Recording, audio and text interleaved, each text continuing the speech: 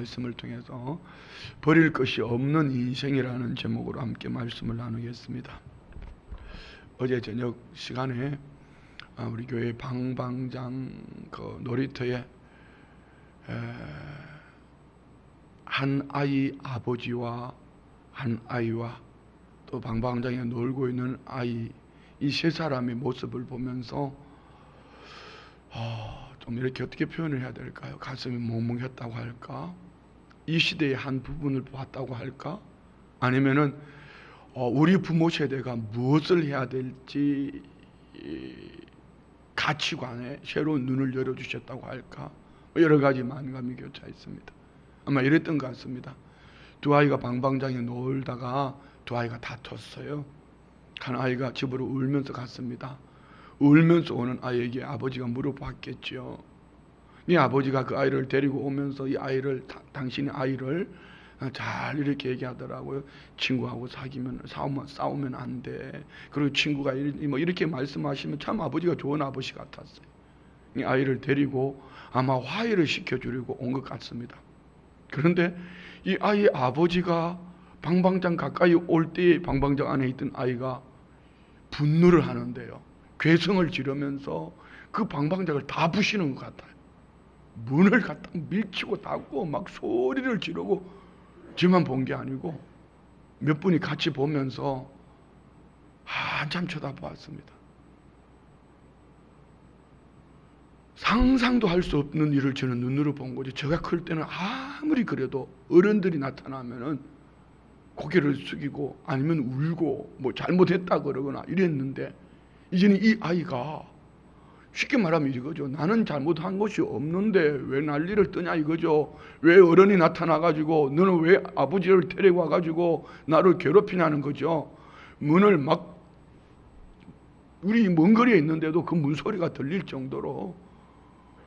우리 이경은 안수 집사님이 저렇게 해서 방방 다 부신다고 막 다 찢어지고 막 아이들이 방방에 타고 넘어 들어가서 뭐 이렇게. 그래 제가 그래도 고쳐놔야 돼.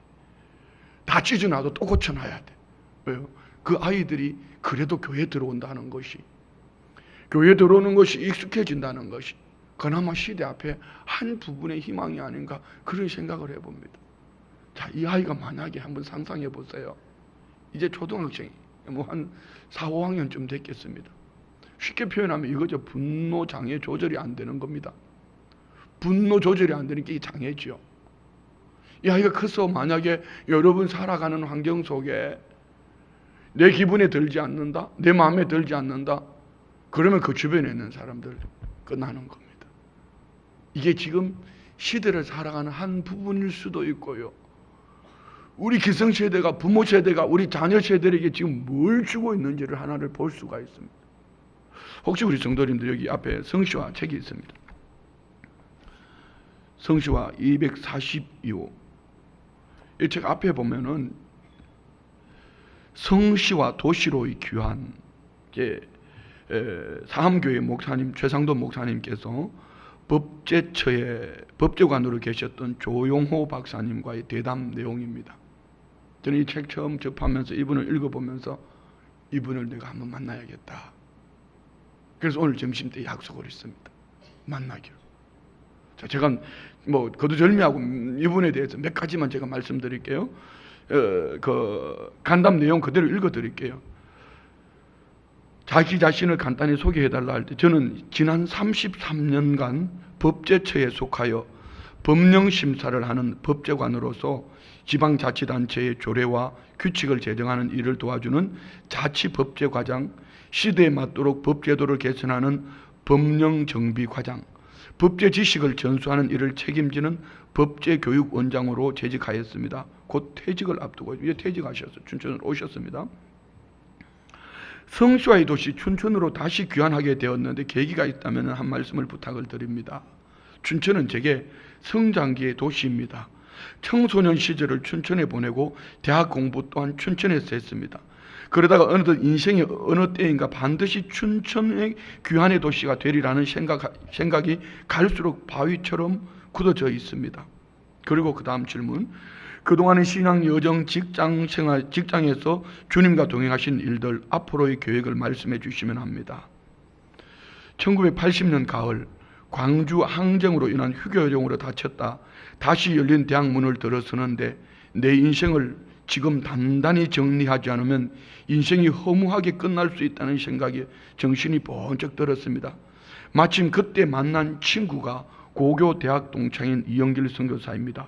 친구를 따라 CCC 캠퍼스 채플에 간 것이 신앙생활의 시작이었습니다. 그리고 그분이 쓴 글 속에 이런 것이 있습니다. 내용 그분이 다른 글에 춘천으로 간다. 왜 가느냐는 물음에 애써 대답할 필요는 없다.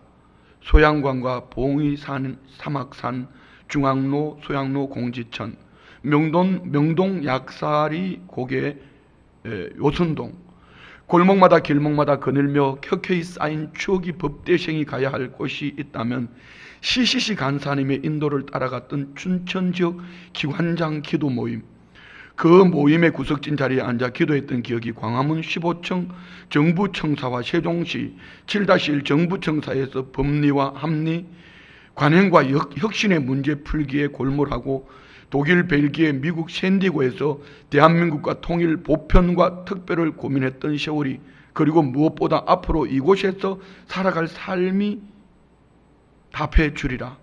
그래도 왜 가느냐고요? 저에게 왜라는 말이 무슨 소용이 있겠습니까? 저는 그저 순종할 뿐입니다. 그분이 이제 법제처에 대한 소개입니다. 법제처는 국무회의에서 상정되는 법령안과 중앙부처의 법령을 심사하고 법령 해석 및 법령 정비를 주도적으로 총괄 조정하는 부처입니다. 그러다 보니 토론과 검증에 철저한 기관입니다.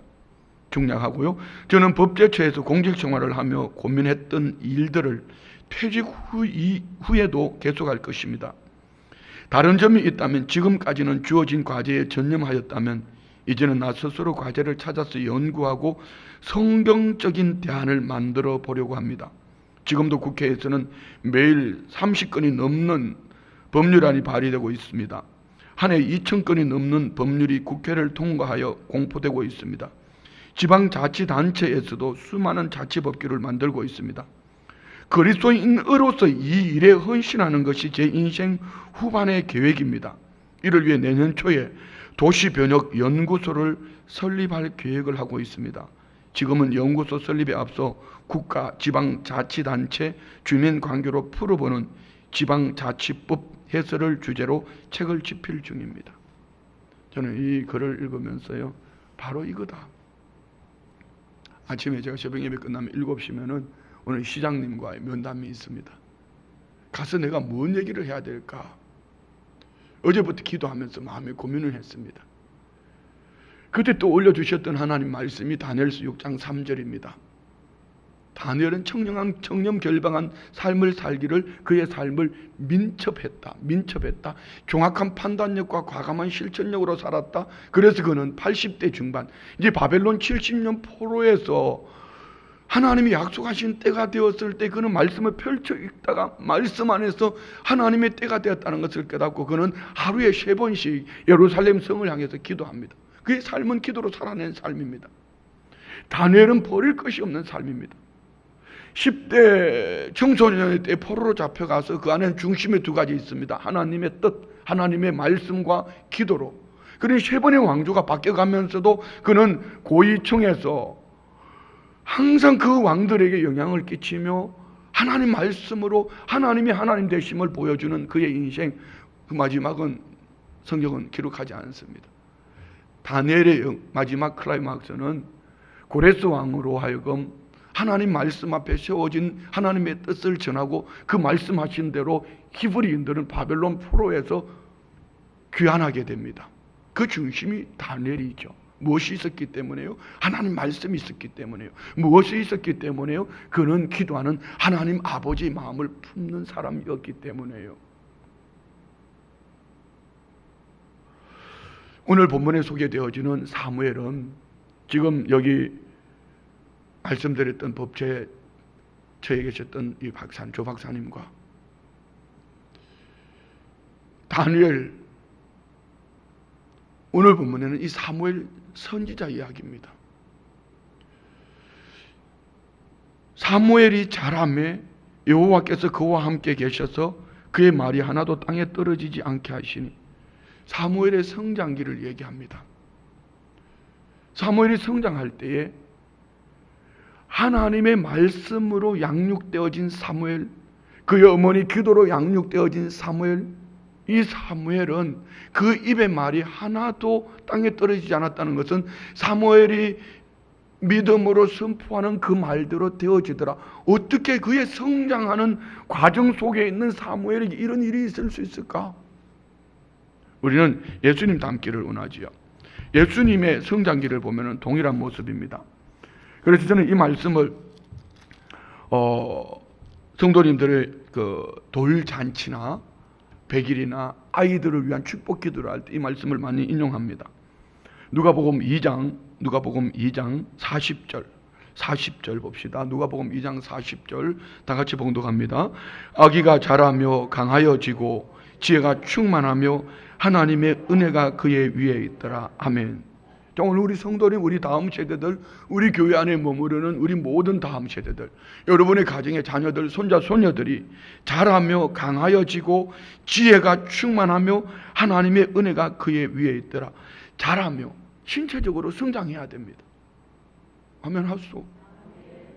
안 컸으면 좋겠어요? 다시 한번 우리 성도님들의 자녀들이 신체가 성장하기를 원합니다. 자, 이 강하여지고 자라며 강하여지고 건강한 자녀들이 세워지기를 원합니다. 그리고 지혜가 충만하여, 또한 하나님의 은혜가 그 위에 있더라. 지혜가 충만하여 하나님으로부터 받은 그 은혜 속에 사회성이 뛰어난 지혜자, 그리고 영적으로 하나님의 은혜가 그 위에 충만한 우리 성도님들의 자녀가 되기를 축복합니다. 자, 이를 2장 52절 봅시다. 누가복음 2장 52절 반복되어지는 얘기죠.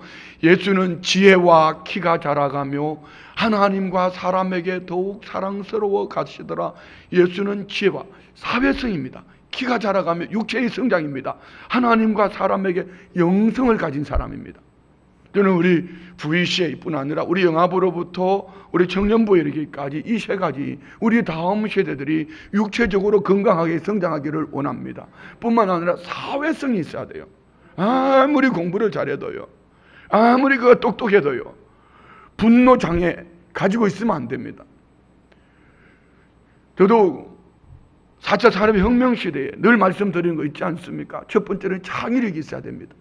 두 번째는요, 능력, 역량을 가지고 있어야 됩니다. 똑같은 일을 놓고 누구보다도 그 일을 잘 해낼 수 있는 역량, 포괄적으로 말입니다. 세 번째 가장 중요한 것입니다. 협업 정신입니다. 목회하는 지금 중심은 이겁니다. 어제도 저희 교회에서 성시와 이사회를 했습니다. 딱 한 가지, 협력하자. 교회가 연합해야 된다. 지금 한국교회의 위기는 여러분 이것입니다. 이전에는 교회 내에 한국교회, 교회 안의 분열이었습니다. 이제는 교회 연합체의 분열입니다. 왜 그렇죠? 서로 머리가 데려가니까. 똑똑한 거는 있는데 협업정신이 없어요. 우리 교회가 연합합시다. 성시화와 연합하고 기독교 연합회와 연합하고 우리 장로님들도 연합하고, 우리 장로님들은요, 장로회에 가서 그 이상한 짓 하는 장로님들 앞에 본이 되어 주셔야 됩니다. 아멘 하소. 근데 왜 할매들만 아멘 하는 게, 장로님 아멘 하셨구나. 예.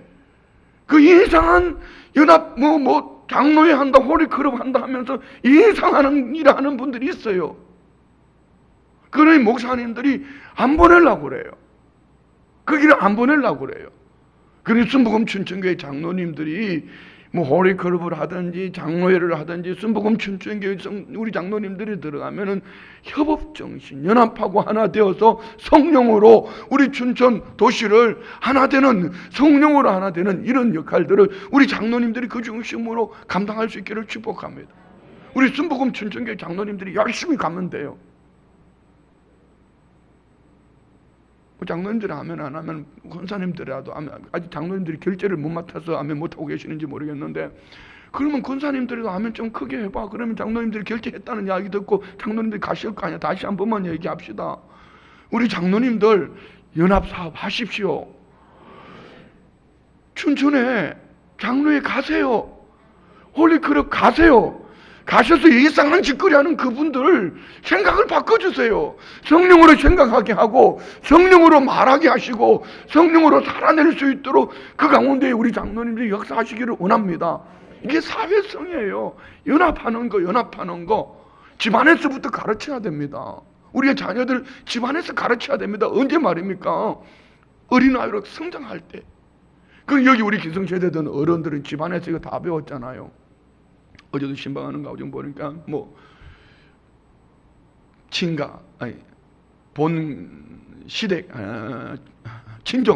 친정이 8남매인가 그렇고 시댁이 7남매라고 그러던가 그러면 15남매 이런 데서 배우는 거 아니에요? 집안에서 다 배우는 거야. 사회성 배우고 질서 배우고 앉아야 될 자리 누워야 될 자리 구별하고 잘못하면 얻어 터지는 거죠. 그런데 요즘 애들은 그렇지 않잖아요. 하나 키우면서 뭔 사회성을 배워요. 금이야 옥이야 금수저처럼 키우는데요. 그 아이가 사회성이 있겠습니까? 어디 가서 협업정신이 있겠습니까? 그래서 앞으로 21세기는 4차 산업혁명 시대는 무엇보다도 창의력과 역량과 협업정신을 가지고 있어야 되는 거죠. 그런데 예수님은 성장하는 과정 속에 하나님이심에도 불구하고 예수님 안에는 이것이 있었다. 신체적으로 성장하고 사회성을 가지고 그 지혜가 성장하고 하나님과 사람 앞에 사랑스러워져가는 영성을 가진 우리 주님을 속 빼닮은 모습이 오늘 사무엘이었습니다. 그러면 우리 다음 세대들도 사무엘처럼 자라매 여호와께서 그와 함께 계셔서 그 말이 하나도 땅에 떨어지지 않는 이런 은혜와 복이 있기를 주의 이름으로 축원드립니다. 어제 우리 집안 얘기 하나만 할게요. 우리 가족톡에 이상한 사진 전에 제가 보여드렸던 사진입니다. 엄마가 애기 업고 애기 옆에 하나 앉추고 성경책 앞에 펼쳐놓고 마룻바닥에 앉아서 무릎 꿇고 기도하는 겁니다. 내용이 이런 것입니다. 글 내용이 엄마 왜 울어? 울 일이 있어. 엄마 어디가? 예배당 가. 울면서 왜 예배당 가? 울려고 한다. 왜 예배당 가는데? 예배당에 가서 울려고. 그렇게 우리 부모 세대는 여기 계신 우리 어르신들은 어려운 국난의 때를 지나오며 울 곳이 없어서 예배당을 찾았고 예배당에서 울며 하나님 앞에 이 손 저 손 붙잡고 아기를 끌어안고 그렇게 울면서 살아낸 것이 조국 대한민국 오늘 세계 경제 10대 안에 들어가는 이 나라고 오늘 저와 우리는 그 부모님의 사랑 속에서 이렇게 컸어요. 미국에 있는 딸 엄마 나도 그렇게 컸는데 그런데 나는 엄마 무릎팍에 앉아서 무릎팍에 베고 자면 안 되지. 무슨 얘기예요? 저 혼자 생각한 거죠. 그런데 나는 그런 엄마의 기도를 들으면서 성장했는데 나는 엄마 무릎팍 베고 자고 싶어. 미안합니다. 가족톡이지만은 제 마음에 찔림이 있었고 울림이 있었습니다. 오늘 사무엘이 자라며 여호와께서 그와 함께 계셔서 그의 말이 하나도 땅에 떨어지지 않았다. 단 이스라엘의 북단 헬몬산 위에 단에서부터 부엘세바 남단 끝까지 사무엘은 여호와의 선지자로 세우심을 입은 줄을 알았더라. 참 중요한 것입니다. 근데 이 사무엘의 성장기는 말하지 않겠습니다. 여러 번 제가 우리 교회에서 아마 제일 많이 설교한 부분 중에 한 부분이 사무엘상 1장인지도 모릅니다. 한 시대의 아픔을, 한 시대의 고통을 하나님은 한 여인의 태문을 닫아버립니다. 이것이 1장 5절 6절에 나오죠. 그런데 이 여인은 이 고통 거기다가 아이가 없으니 남편의 다른 본인과 괴롭힐 때 이 마음의 괴로움을 끌어안고 하나님의 성전에 가서 웁니다. 그러면서 그에게 한 가지 하나님 내게 자녀 하나 주시면은 하나님 앞에 나시린으로 드리겠습니다. 서운 기도를 드렸습니다. 눈물로 기도를 드렸습니다. 하나님은 응답하지 않았습니다. 그렇지만 엘리 제사장이 한마디 던지는 그 말을 하나님의 응답으로 믿고 돌아가서 남편과 함께 하나님 앞에 응답받았다고 예배하고 그 밤에 동침했을 때 하나님께서 그 가정에 사무엘, 하나님이 건지셨다. 사무엘이라는 이름의 아이를 주셨습니다. 이 사무엘이 성장할 때에 하나님 앞에 약속한 그대로 그 어머니 한나는 사무엘을 성전에 갖다 드렸습니다. 그 당시 문화가 어땠습니까? 지금 우리가 살고 있는 이 문화하고 똑같습니다. 영적 타락, 사회적 도덕적으로 타락, 어두운 시대. 말씀은 홍수같이 쏟아졌지만은 홍수에 마실 물이 없는 것처럼 그 말씀을 가지고 살아내지 못하는 시대. 마치 요한계시록 7개에 나오는 마지막 라오디게아 교회, 미지근하여 토하여 내쳐버리고 싶다고 말씀하는 그런 영적 시대. 지금 우리가 이런 시대를 살고 있습니다. 그런 목사님 아래 제사장으로 세워진 홈리와 비누아서, 그렇지만 그 어머니 한나는 사무엘을 기도로 양육하고 하나님의 성전에 드렸습니다. 여러분 이해가 되십니까? 좀 쉽게 이렇게 표현해 볼게요. 우리 교회가 VCA를 하고 있습니다. 아무리 봐도 마음에 안 들어요. 교회 환경이 마음에 안 들어요. 목사가 마음에 안 들어요. 이것을 맡고 있는 장로님이 마음에 안 들어요. 가르치는 선생님들이 마음에 안 들어요. 다 마음에 안 드는 것 뿐이에요. 그러나 여기에 어느 누구는 다 마음에 안 들어도 하나님의 집이니 내가 기도하고 맡기리라 하고 맡겼습니다. 근데 놀라운 것은 어느 때부터, 어느 순간부터 이 아이 안에 변화가 일어나기 시작합니다. 그 한마디 한마디가 하나님의 말씀이었습니다. 어느 날부터 집에 와서 하는 놀이가 교회 문화 놀이를 말하고 있습니다. 그런데 어느 날 보니까 이 아이가 다른 아이들보다 생각하는 게 달랐고 말이 달랐습니다. 분명히 이는 하나님의 지혜를 얻었습니다. 영성을 가졌습니다. 사회성도 가졌습니다. 이가 글로벌 리더가 되는 거예요. 착각하지 마세요. 지금 우리 아이는 탁월하니까, 우리 아이는 똑똑하니까, 예, 좋습니다. 하십시오. 그러면 가정을 꼭 오늘 사무엘을 하나님 앞에 드림과 같이 가정에서 꼭 그렇게 양육하셔야 합니다.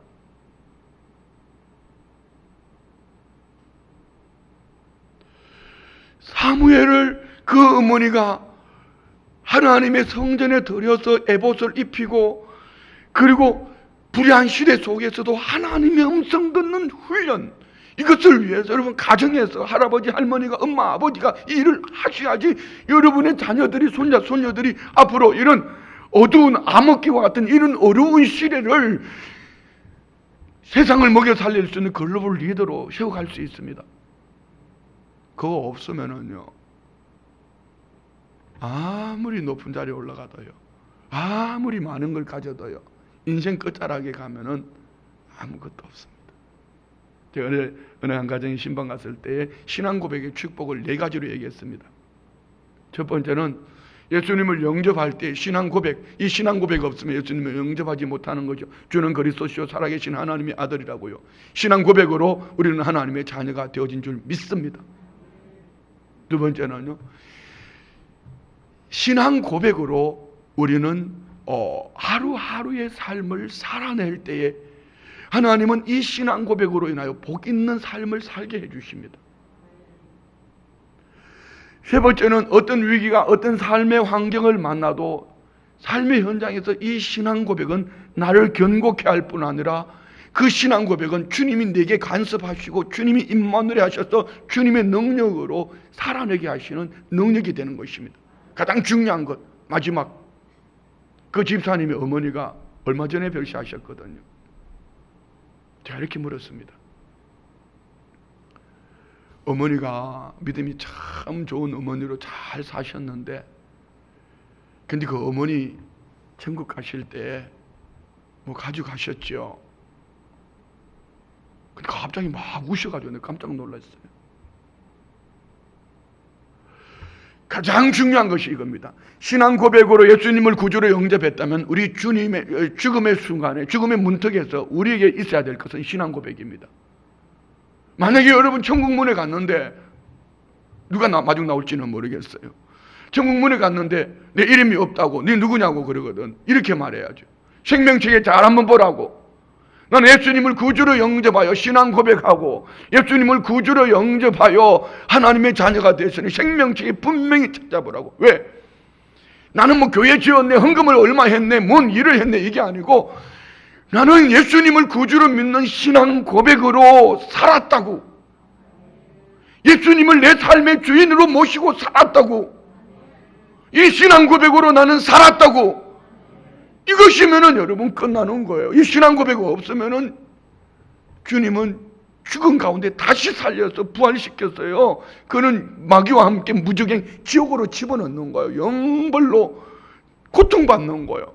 그런데 우리 마지막 임종 죽음 앞에서 이 신앙 고백, 예수 그리스도를 믿는 믿음의 신앙 고백 가지고 영원토록 다시는 해함이 없는 하나님을 뵈면서 영원토록 사는 거예요.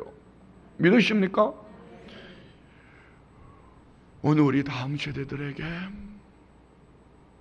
우리 자녀들에게 무슨 일을 만나도, 어떤 환경을 만나도 이 신앙 고백으로 살아내는 방법을 여러분 가르쳐야 돼요. 그리 하셔야지 그들이 성성장구하더라도, 때로는 또 떨어지더라도 식어지더라도 이 신앙 고백으로 승리할 뿐 아니라 결론은 마지막 종착역 인생 죽음 앞에 끝자락에서 이 신앙 고백으로 영원한 하나님 나라 영원토록 사는 거예요. 오늘 이 사무엘은 어머니로부터 이렇게 성장했습니다.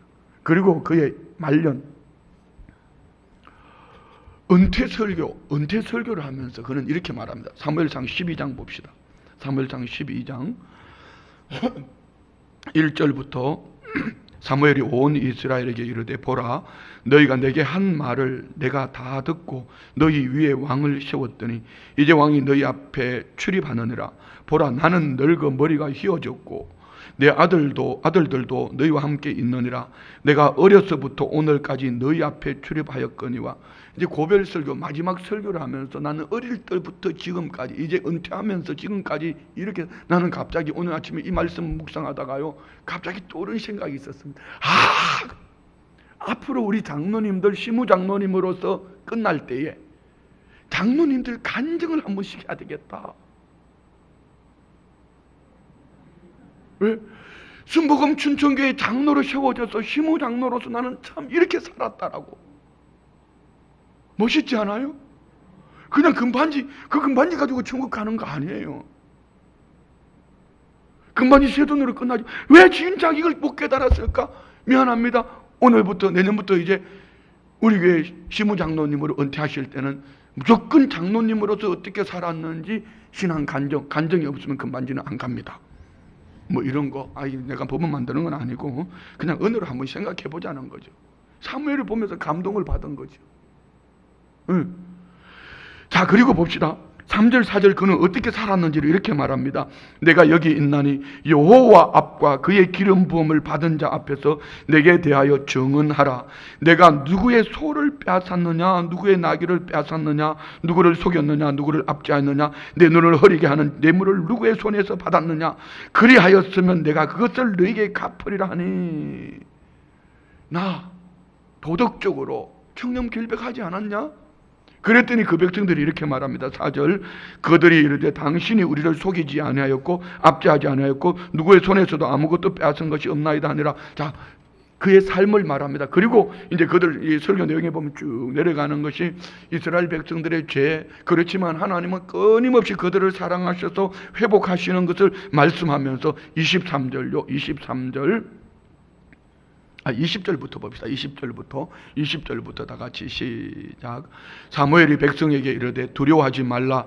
너희가 과연 이 모든 악을 행하였으나 여호와를 따르는 데서 돌아서지 말고 오직 너희의 마음을 다하여 여호와를 섬기라. 자, 여러분, 오늘 우리의 신앙생활은 이겁니다. 처음부터 완벽한 사람 없어요. 저도 결혼하고 예수 믿었거든요.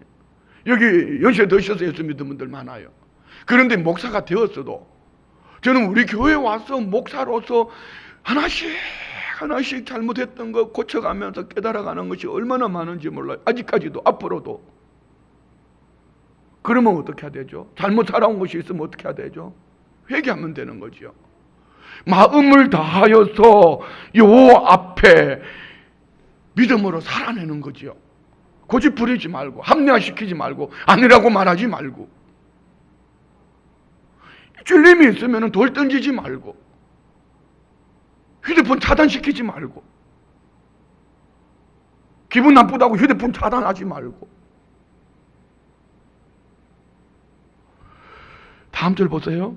21절. 돌아서서 유익하게도 못하며 구원하지도 못하는 헛된 것을 따르지 말라. 그들은 헛되니라. 우상 섬기지 말라는 얘기지만 또 다른 한 가지는요, 세상에 헛된 것들이 영원할 것처럼 붙잡고 그렇게 살지 마라. 다음 절요. 22절.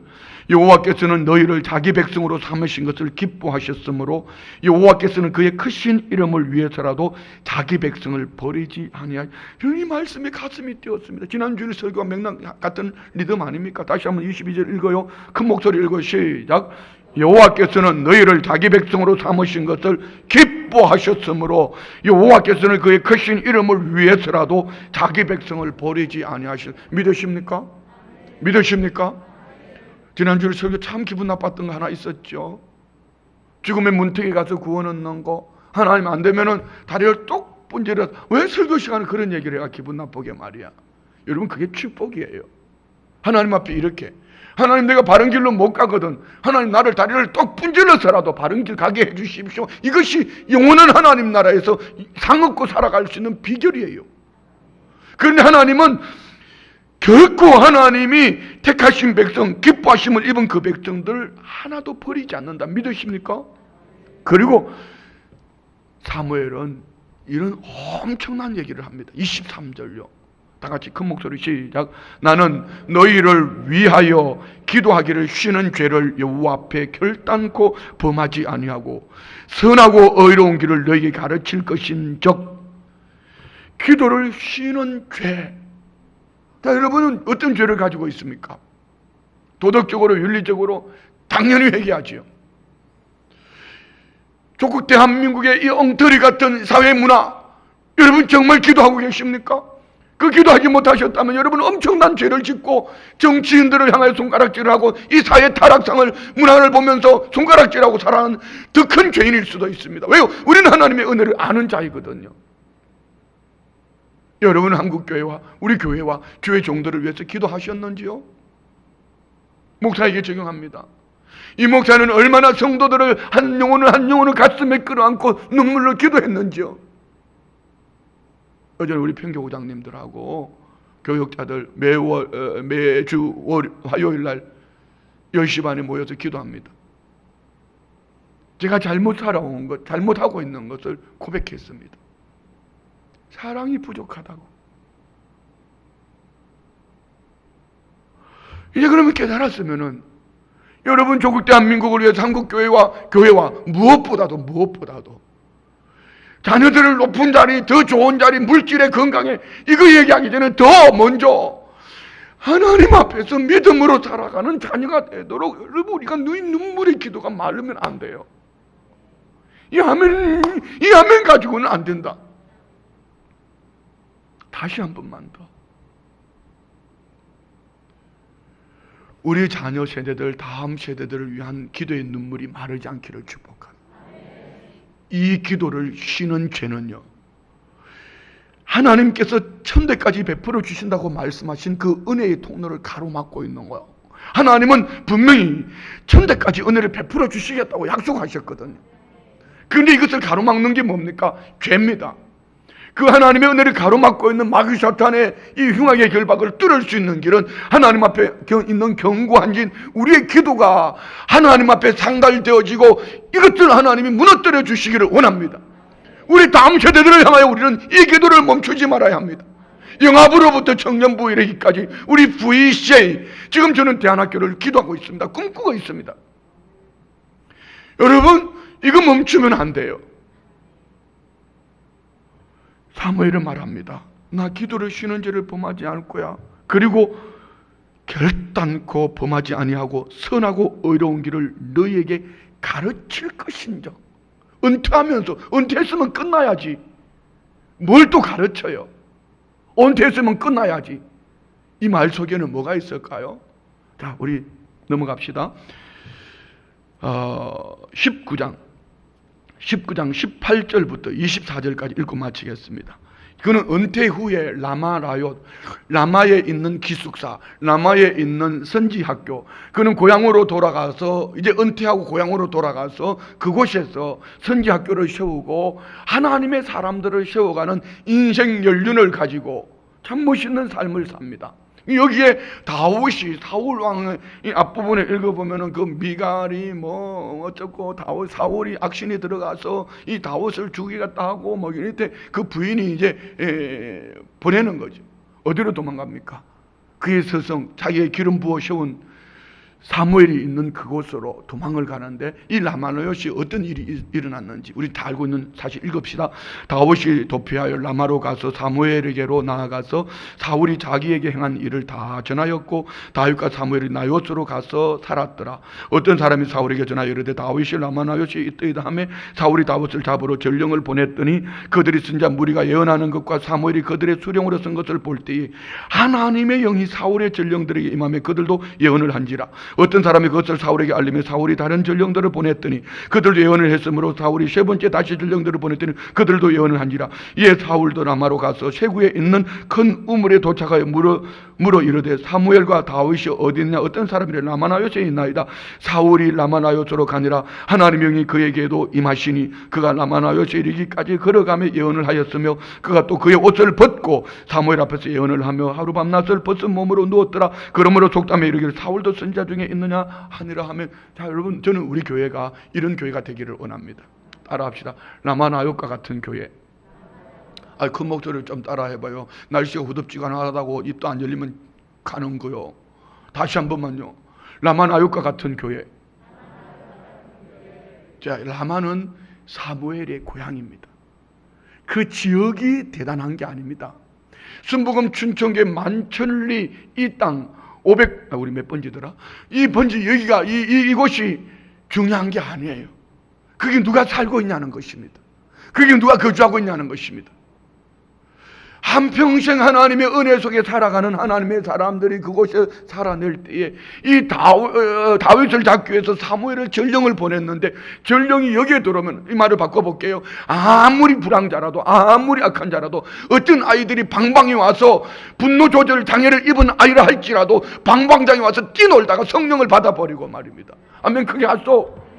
할렐루야. 지금 우리 VC에는요, 안 믿는 집 자녀들이 옵니다. 경찰관 자녀들도 오고요, 안 믿는 집 자녀. 그래서 어떤 엄마는 안 믿는 자녀가 아기를 여기 VC에 보냈다가 이제 우리 교회에 등록한 자녀들도 있어요.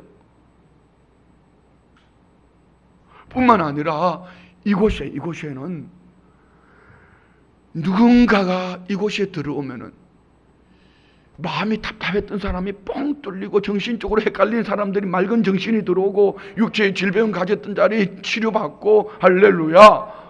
이건 목사 탓입니다. 근데 표정이 네 탓이다 이런 표정인데, 우리 모두가 사무엘처럼 삽시다. 버릴 것 없는 인생입니다. 어떻게 해요? 그는 어머니의 기도 속에 출생했고 어머니가 하나님 앞에 약속한 대로 하나님 앞에 드려졌습니다. 그는 신체적으로도 성장했지만 하나님 말씀으로 성장했고 사회적으로도 협업 정신을 가진 사회성이 있는 하나님의 사람, 예수님 닮은 모습이죠. 그리고 그가 살아가는 그 중심은 참 멋있잖아요. 그건 고별설교 속에 두 가지를 말했지 않습니까?